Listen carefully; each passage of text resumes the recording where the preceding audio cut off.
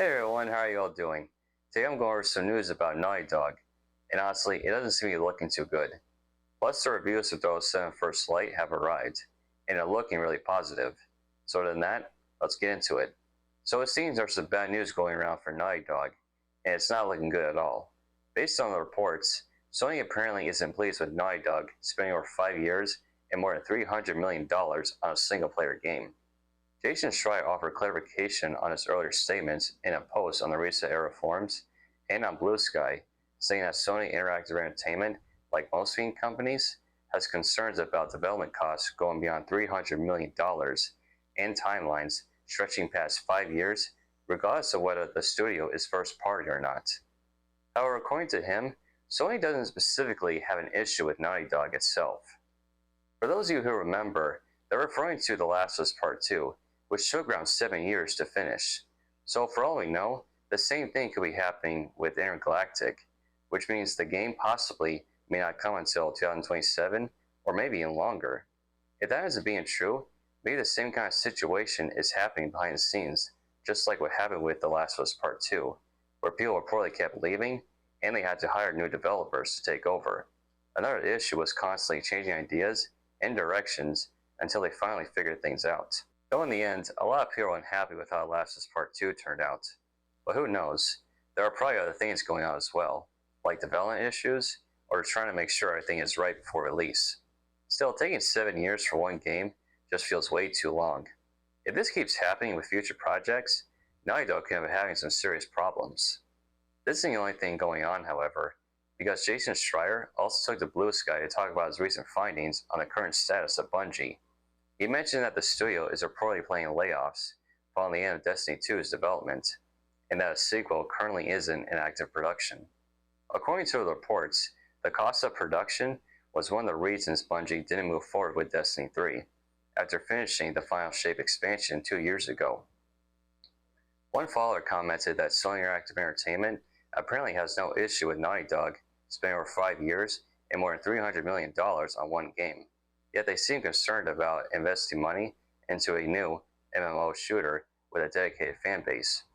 Honestly, it sounds like both Naughty Dog and Bungie are dealing with their own issues right now, with Naughty Dog taking 7 years just to make one game, and Bungie potentially facing layoffs after Destiny 2.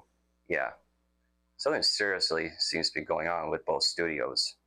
Although I never really played the Destiny games before, so I'm not too concerned about that situation. Personally, because online games were never really my thing. I also don't think a lot of people are super excited for Intergalactic either.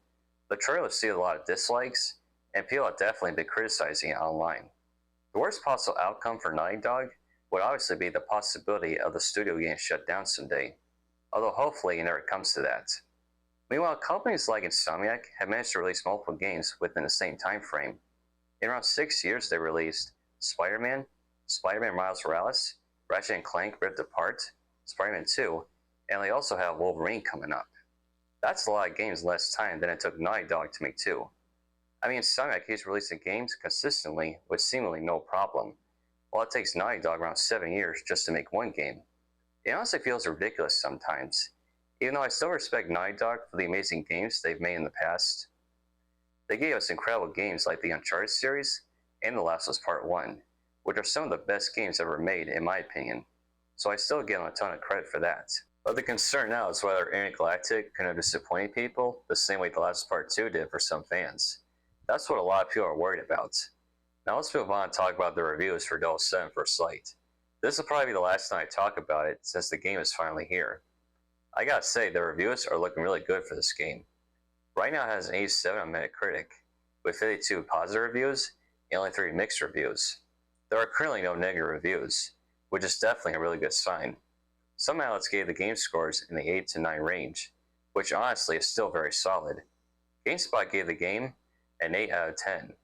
Of course, I didn't really expect a perfect 10, but I was hoping to give it a 9. Still, an 8 is definitely not bad at all. According to them, some of the issues involved pacing and the driving sections feeling more flashy than actually engaging gameplay-wise. I also watched one honest review where the reviewer gave the game a 9 out of 10, but he did mention a couple negatives. He said the game is a little too short, around 12 hours long, and there were also some glitches involving the audio and gameplay. So hearing that there are still glitches, I'm probably going to wait a little while before getting the game, just let them patch some of the issues first. Even though the game is only around 12 hours long, that still isn't going to stop me from eventually getting it and playing it myself. I think Interactive is off to a really good start with James Bond. This game has been getting a lot of praise, not only for the gameplay and cast, but also for the story. If this game really is as good as people are saying, then I definitely can't wait to see what Interactive does with future James Bond games, because I'm sure they'll be making more. I may end up getting the game an 8 or a 9 myself once I finally play it. So what do you think about all of this? Do you think there are serious issues going on with both Naughty Dog and Bungie? And what do you think about the reviews for 007 First Light? Will you be getting the game yourself? Let me know down in the comments.